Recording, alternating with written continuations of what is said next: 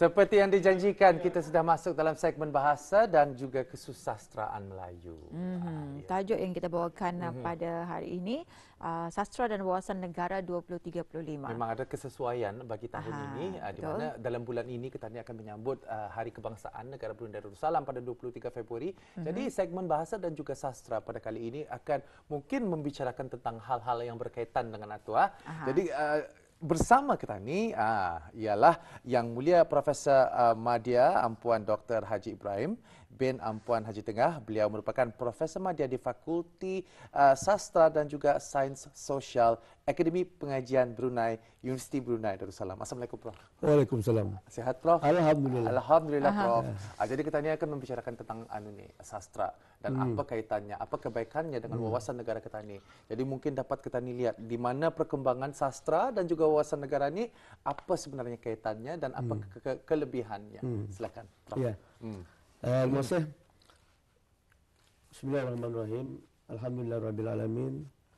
Wassalatu wassalamu ala asrofil anbiya'i wal mursalin wa ala alihi washabihi ajmain. Assalamualaikum warahmatullahi wabarakatuh para pendengar, penonton yang dihormati sekalian. Tajuk yang saya bawakan pada pagi ini Sastra dan Wawasan 2035. Sastra itu pada umumnya dikenali sebagai, kalau kita orang melihat, karya kreatif ataupun tulisan penulis. Sebenarnya kalau lebih jauh daripada itu, luas lagi juga sastra ini. Soalnya keseharian kita ini sebenarnya sastranya. Sastra itu, ya boleh kita lihat pembagiannya ada dua, satu sastra tradisional dan sastra modern. Dan juga boleh kita lihat sastra lisan dan sastra tulisan. Dan selain daripada karya-karya yang tergolong dalam pembagian-pembagian yang saya sebutkan tadi, sastra itu juga adalah kajian. Sebenarnya. Kajian itu umumnya dipelajari di universiti. Di universiti belajar mengkaji karya sastra. Gitu. Itu maksud saya. Jadi sebenarnya wawasannya adalah tujuh apa yang kita ingin capai pada tahun 2035. Betul.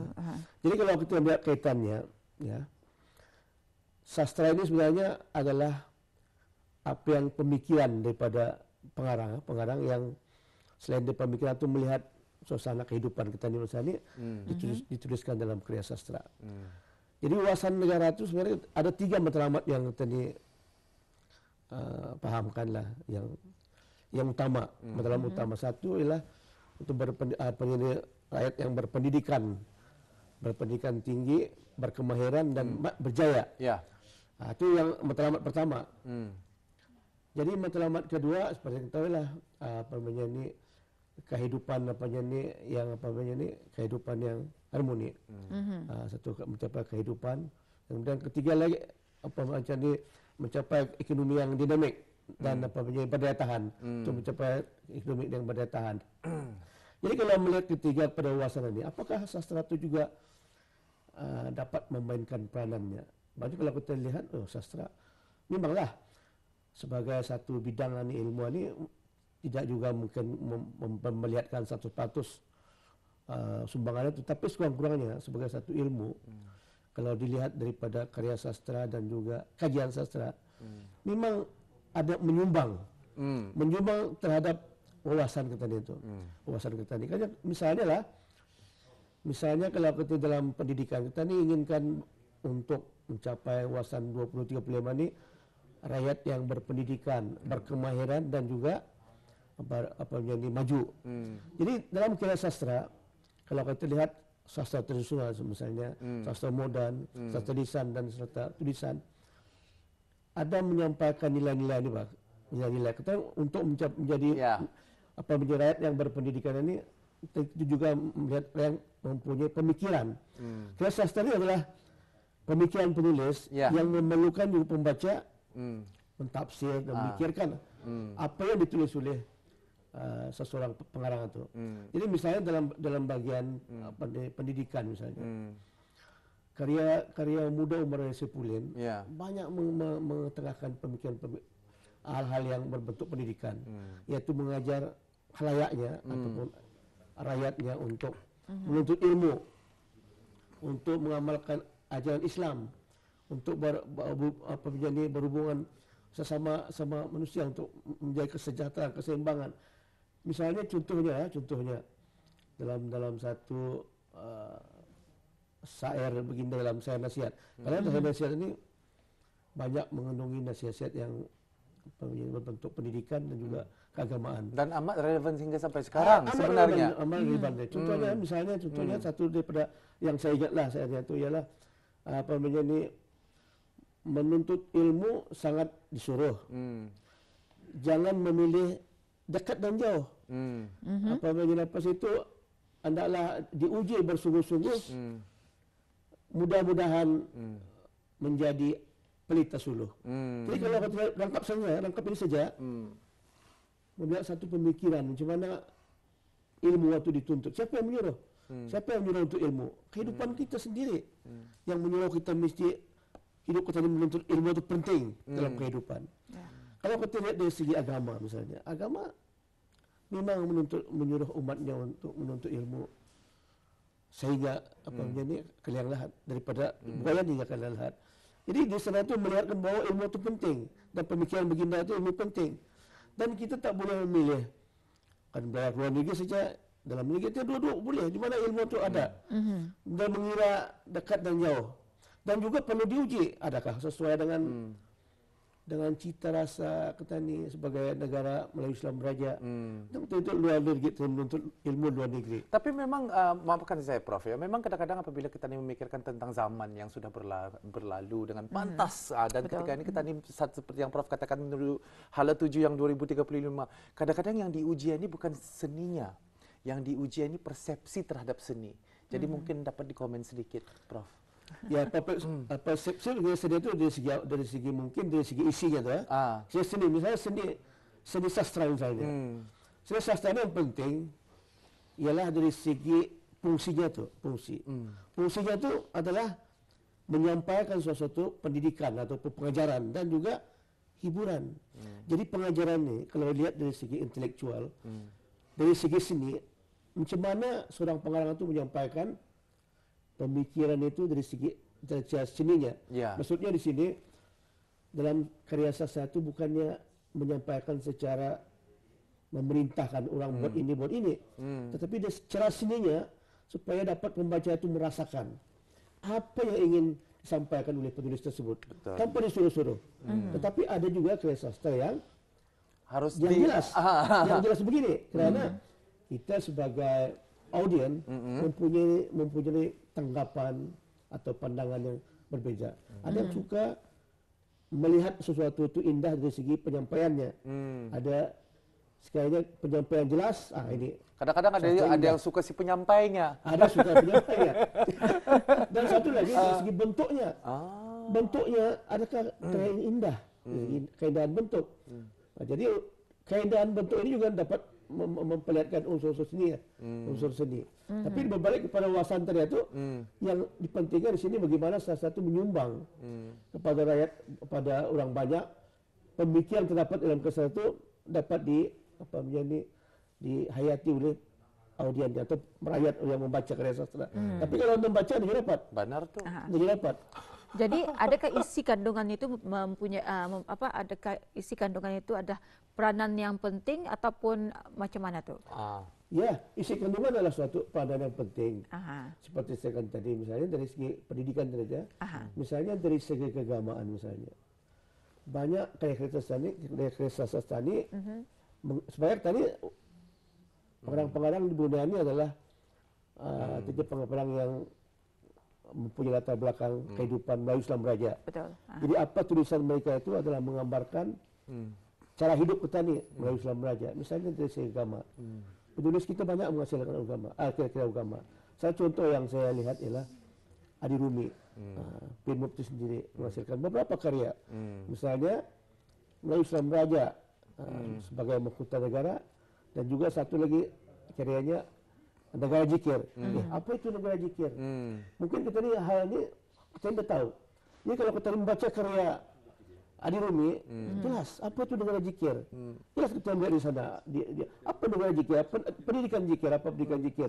Pendidikan jikir mengikut dalam uraian yang dalam karya Adi Rumi tersebut ialah pendidikan yang mempunyai dasarnya kepada untuk apa namanya ini, bukan yang merubah, membina. Membina, merubah bukan merubah, membina. Apa dibina? Temadun, keislaman atau temadun. Sumber ilmu, kata di mana sumber ilmu dunia, apa sumber ilmu?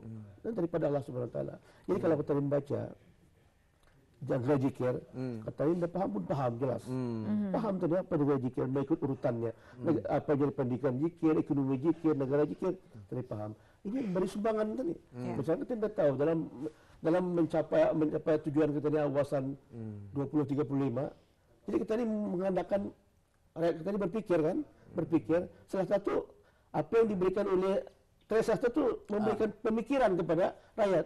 Contohnya lagi misalnya, kalau kita lihat satu sajak yang saya ingin suka baca ialah sajak Badrun H.O. misalnya, Mimpi Pesta Hari Kebangsaan. Itu betul-betul memberikan pembaca berpikir, lambang-lambang digunakannya yang bersifat kebudayaan. Jadi kita membaca sesuatu, metafora yang digunakan itu menyuruh kita berpikir.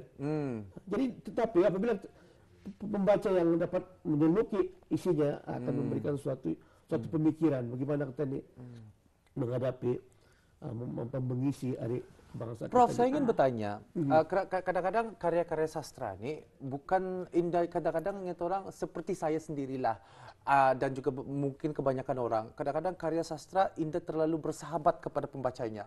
Kalau dapat dipahamkan, dan kadang-kadang kita ini sebagai pembaca harus menaikkan level diri untuk menjadi seorang pembaca sahaja. Paham kan tuh, Prof? Jadi macam ada macam-macam ni. Cabarannya tu dari mana? Kadang-kadang terlalu banyak. Kalau dulu apabila kita ni membaca karya sastra, ia tengahnya betul sumbernya. Indah ada distraction daripada kiri kanan. Yang orang ada orang kamlet masanya lagi ya. Instagram ada TikTok ada segala macam Jadi siapa ada masa untuk melihat karya-karya yang sebenarnya yang penting, karya-karya penting ini. Berkata tentang wawasan negara, berkata tentang cara pendidikan kita ini secara umumnya, berkata kita tentang pembaca yang berkualiti. Macam mana untuk kita ini menaikkan taraf pemikir, taraf tanya tu orang yang berfikir untuk menghayati sebenarnya yang karya-karya sastra ini adalah berguna. Adakah era digital masa ini membantu atau mengacau? Pendapat luhur daripada Prof sendiri. Apa yang katakan Pak Kolal tadi itu memang betul. Ini merupakan cabaran bukan saja karya sastra, cabaran berbagai aspek. Ada cabaran masa dunia globalisasi misalnya. Misalnya karya sastra, siapa kan kalau anda membaca apa message yang disampaikan itu tidak akan sampai kepada rakyat dalam keadaan begini. Jadi seperti apa yang dapat dilihat tadi, bahwa saya berpendapat bahwa kemajuan teknologi ini harus kita ikuti juga. Jadi sebagai penulis, kita ini mesti mengikuti kemajuan ini, Pak. Jadi memasukkan misalnya menggunakan digital untuk menyampaikan sastra adalah suatu cara yang mungkin boleh membantu untuk memasrahkan karya itu dengan pembaca. Karena pada masa ini kalau melihat mereka yang perlu saja, misalnya pelajar misalnya, untuk mengkaji karya sastra, atau mereka itu ialah yang hanya membaca sastra. Tapi orang lain tidak membaca karena kesibukan dengan adanya pengaruh teknologi. Jadi penulis-penulis saya rasa perlu lebih bersahabat. Perlu untuk mencari cara untuk menyampaikan. Kadang-kadang bukan masalah sastranya kan, itulah bukan masalah karya seseorang, tetapi mungkin bukan masalah juga penyaluran, tetapi dengan adanya masalah ini tahulah kita ni macam mana untuk menyelesaikannya. Jadi Pak Kolal, memang menarik juga tapi yang kita bincangkan pada hari ini. Jadi bagaimana kita ni berehat dan selepas ini kita ni sambung lagi topik yang kita bincangkan pada hari ini. Kita berehat seketika.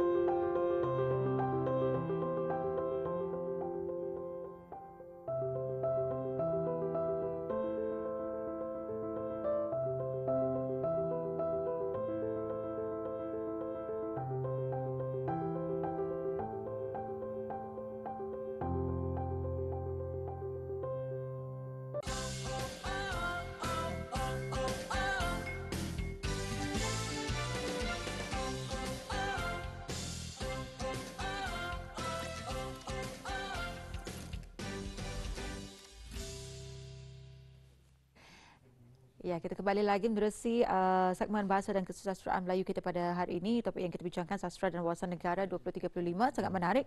Dan bagaimana kalau kita mengetahui sejauh manakah pencapaian penulis dalam berkarya dan sejauh mana pula sikap halayaknya terhadap sastra tersebut? Maksudnya kalau melihat pencapaian penulis tadi orang Brunei lah. Daripada dulu sampai sekarang ni kita melihat boleh kita banggakan lah. Misalnya contohnya kalau dulu melihat kita ni Pengiasa Bandar Muhammad Saleh menghasilkan Serakis. Sair yang dibuatnya tu artinya lari daripada kebiasaan-kebiasaan lama sehingga dia digelar sebagai bapa kesusastraan Melayu moden. Kalau dalam sastra Melayu bapa kesusastraan Melayu moden ini Abdullah Munsi. Tapi kalau dia lihat dari segi isi dan beberapa aspek penilaian beberapa sarjana, Pengiasa Bandar Muhammad Saleh lebih layak dianggap sebagai bapa kesusastraan Melayu sebanding dengan Abdullah Munsi. Dan kedua kita melihat Muda Umar Saifuddin dengan karya-karya syairnya. Sekarang diangkat sebagai tokoh sastra Islam Brunei. Ini mendapatkan mutunya. Bagaimana kalau di sekiranya beberapa sarjana berteori saja, tapi Muhammad Ali Saifuddin telah menulis sastra Islam, terus mengaplikasikan apa sastra Islam itu dalam tulisan-tulisannya. Begitu juga dengan penulis-penulis sekarang ini, misalnya Muslim Burman adalah seorang penulis yang sudah dikenal di kawasan Asia Tenggara, telah menerima beberapa anugerah. Jadi dari segi penulis kita pada masa ini kebanyakan sudah menjadi dapat diangkat lah. Tapi bagaimanapun bagi pendapat saya penulis kita harus banyak lagi menimba ilmu. Maksudnya ilmu sebagai, kalau kita penulis bukan kita menulis saja, tadi mesti ada ilmu. Karena ilmu itu membantu meningkatkan kualiti. Menjadi seorang penulis ini harusnya membaca sebenarnya. Harus membaca dan juga mencari penyanyi style sendiri. Style sendiri. Karena ini menulis kreatif. Karena paling-paling pun kan yang digunakan oleh pembaca style seseorang atau semacam kali itu. Jadi dari segi selama Prof bertugas ataupun dan sebagainya, mungkin juga selaku seorang ahli sastrawan dan sebagainya, apa satu masalah yang mungkin dihadapi, terutama sekali lagi di kalangan pelajar-pelajar sastrawan ini, sastra di Brunei. Masalahnya seperti balik tadi, kurang membaca lah. Kurang membaca. Kalau sekiranya kira sastra yang tebal-tebal, itu langsung terbaca. Susah tu. Jadi kita lebih mudah membaca. Kalau saya dulu Prof ada mengambil sastra kan.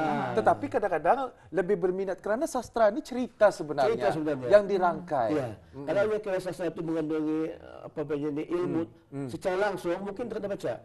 Karena ia cerita lebih menarik lagi daripada penyampaian ilmu. Karena penyampaian ilmu boleh diikuti daripada beberapa subjek pelajaran, sejarah misalnya, ilmu alam misalnya. Tapi sastra ini adalah cerita. Tapi ini kebolehan pengarang untuk mengolah itulah yang lebih penting. Itu adalah salah satu cara untuk menarik minat orang ramai yang suka baca boleh jadi membaca. Jadi secara ringkas di sini Prof, antara kesimpulan wawancara kita pada hari ini, Sastra dan Wawasan Negara 2035. Silakan Prof.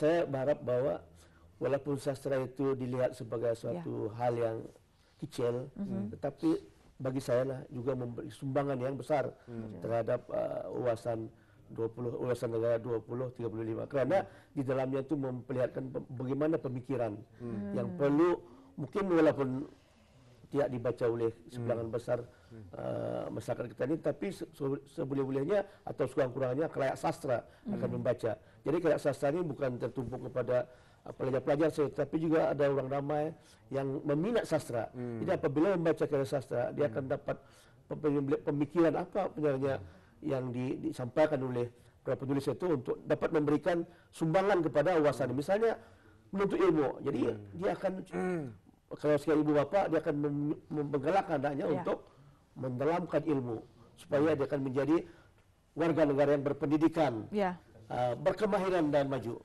Ya tentu antara cabaran-cabarannya dan sastra ini sebenarnya menguji minda Ketani untuk supaya Ketani ini akan berpindah paradigma daripada paradigma yang lama menjadilah paradigma yang segar dan baharu. Yang lama itu diuji. Macam itu tak. Bukan sastranya yang diuji, tapi sastra, tapi persepsinya. Jadi kita teruskan, kita mengucapkan ribuan terima kasih kepada Profesor Madya Puan Dr. Haji Ibrahim bin Ampuan Haji Tengah, Profesor Madya di Fakulti Sastra dan Sains Sosial Akademi Pengajian Brunei Sastra dan juga Wawasan Negara. InsyaAllah kita akan berjumpa lagi, Prof. Assalamualaikum. Waalaikumsalam warahmatullahi wabarakatuh.